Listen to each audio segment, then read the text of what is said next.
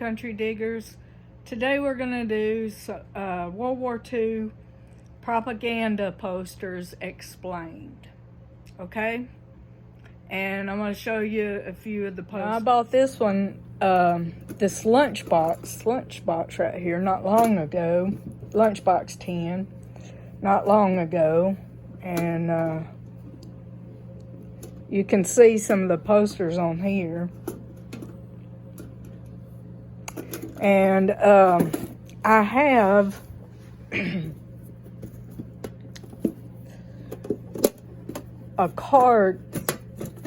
some card posters right here that I will show in the video. And I got these, well, actually my niece got them for me. She went to the Navy museum in Florida, and she got me these. I have a lot of these heritage kind of cards. I like them, that they show the history pictures and stuff like that. But anyway, we're going to talk about World War II propaganda posters, and these have World War I and II, so I'll show both of them. But hope y'all enjoy. World War II propaganda posters explained. In an article by Mike Rothschild in 2020 in Ranker.com. Propaganda posters played a large role in World War II, providing morale-boosting messages, instilling the need for silence and secrecy, and bringing home the importance of what each soldier and worker did. When the conflict began, most nations saw the need to engage the entire population. Rationing was introduced, industries were nationalized, and companies that made products with no relevance to the conflict were converted into armament plants. World War II posters and World War II propaganda were vital to conveying how important it was that everyone pull together, and that any slacking, selfishness, or gossip could have disastrous consequences. There was also a need to dehumanize the enemy, making it okay for people to make weapons that killed and destroyed, because they would do the same to Americans and the Allies if they weren't stopped. These posters and signs depicted World War II battles, imagery, and themes as well. The Allied embrace of total war gave the U.S. and Britain an edge in arms production over Germany, which was counting on World War II being a short and victorious conflict, and whose civilian population sacrificed little. When Nazi Germany finally did convert over to total war in 1943, they were already years behind, in part thanks to the propaganda efforts of their foes. Here is a selection of World War II propaganda posters from the major nations in World War II and what they were used for. Uncle Sam wants you. Maybe the most famous recruitment poster in American history. J.M. Flagg designed the famous picture of Uncle Sam in 1917, based on a poster of British high-ranking officer Lord Kitchener. Flagg used his own face as the model for Uncle Sam, and veteran Walter Botts sat for the pose. It made the war a personal crusade, detonating that the U.S. doesn't want someone else to fight. It wants you to fight. Loose lips sink ships. One of the most important facets of fighting the war at home was secrecy. This poster, designed by Seymour Goff for workers at Seagrams Distillery, was typical of the fear-based campaign designed to keep people from accidentally babbling about naval movements. Most other countries had campaigns like this as well, with German posters exclaiming, "Shame on you, blabbermouth," in German. Do with less so they'll have enough. Rationing gives you your fair share. Rationing was a part of doing daily life in the Allied countries, and the civilian population had to pull together and be okay with having less. This poster, which has since become a popular internet meme, reminds civilians that they're going without the luxury of coffee, so the people at the front can have it. We can do it. J. Howard Miller designed this inspirational poster in 1942 as a morale booster for Westinghouse Electric employees. It was one of the many forms of propaganda telling women workers to do their part to make the equipment needed for men at the front. The poster wasn't used much in the war and was only rediscovered in the 1980s.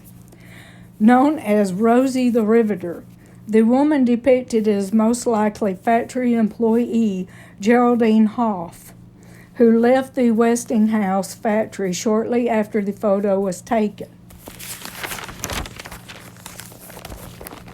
It can happen here unless we keep on firing.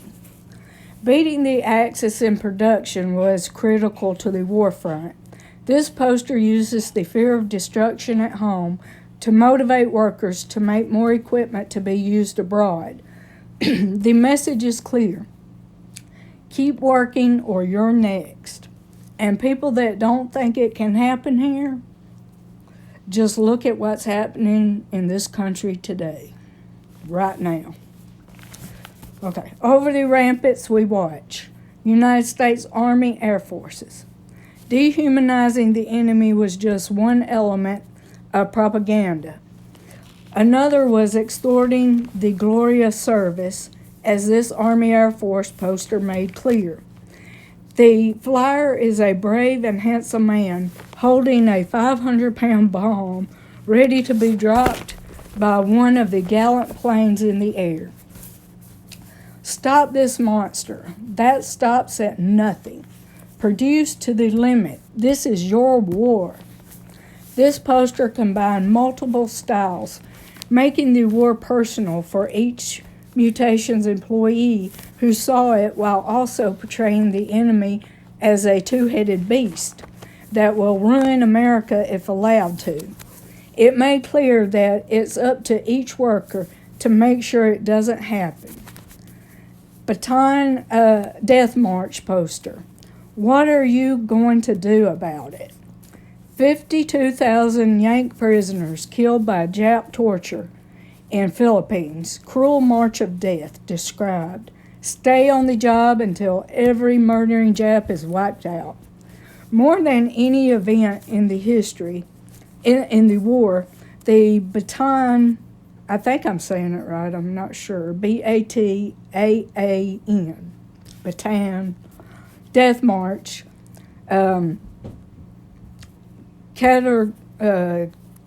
catalogated American opinions of the Japanese as barbaric monsters beneath contempt who needed to be eliminated.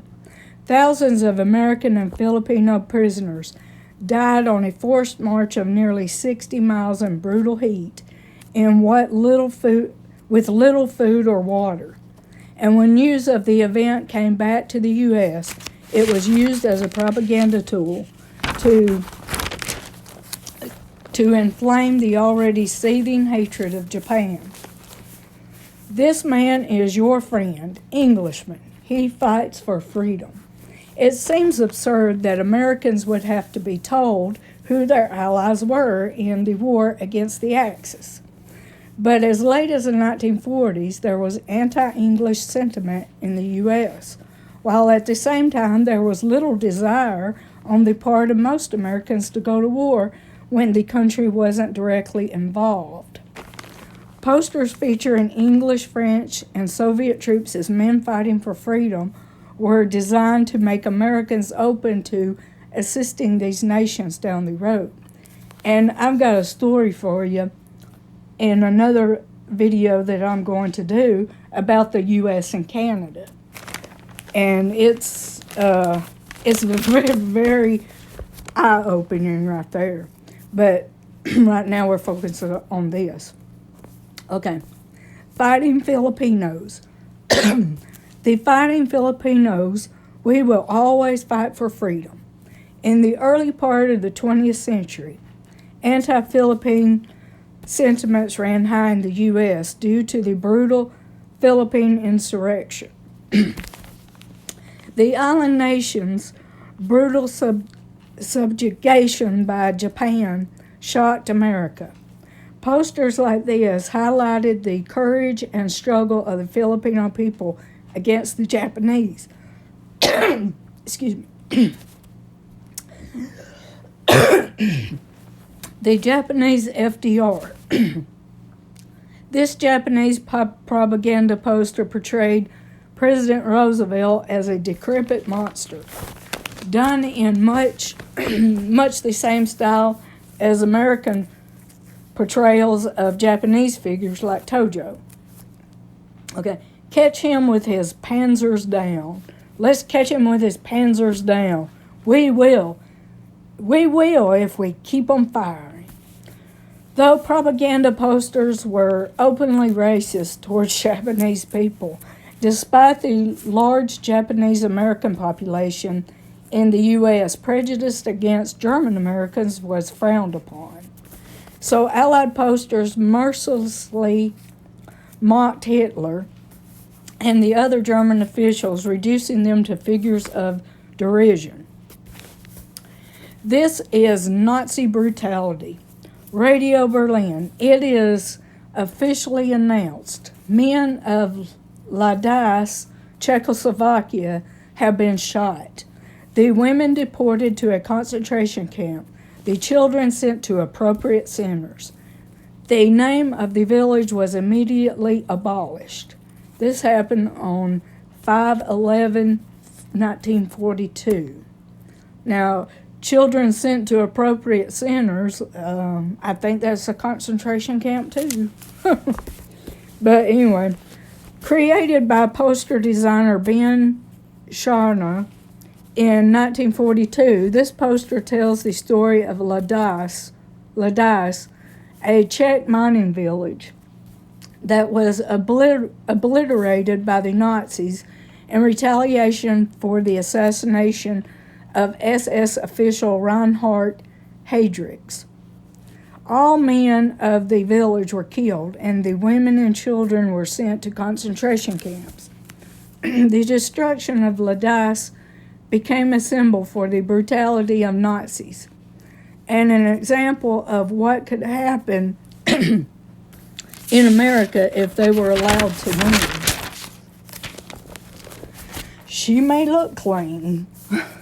The cautionary message on this poster doesn't have a shred of nuance. Random girls and sex workers. Sex workers is the politically correct term. I'm going to use prostitute. But you meet on the town might have a venereal disease, and you can't help the war effect if you're out with a STD. Some posters even accused good time girls of being Axis agents, though that was never proven. Soldiers and workers picking up VD was a constant problem for the Allies, as over 600 men were out of action every day from various social diseases. And you can imagine 600 men and soldiers being out of commission a day from venereal disease. You can imagine that's a lot then.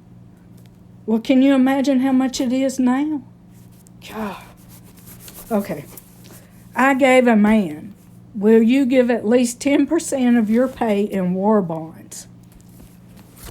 War bonds were critical for the war effort, serving as debt securities to finance military operations, manufacturing, and transportation. They also helped control inflation. The U.S. sold over $185 billion in war bonds during World War II. helped by posters like this one, which had the typical lack of subtlety that other posters have. She gave her man to the war. The least you can do is give some money. Is your trip necessary? Millions of troops are on the move. Is your trip necessary? Another poster about the need for rationing fuel, in this case, because troop trains need it for movement across the country. The message is clear. Your trip isn't important. Theirs is.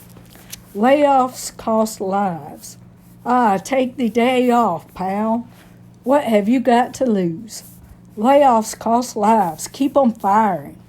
Attendance was crucial for war workers, and a worker who took a day off to sleep in wasn't just slacking. He was working for Hitler, according to this poster. All right, hope you all enjoyed.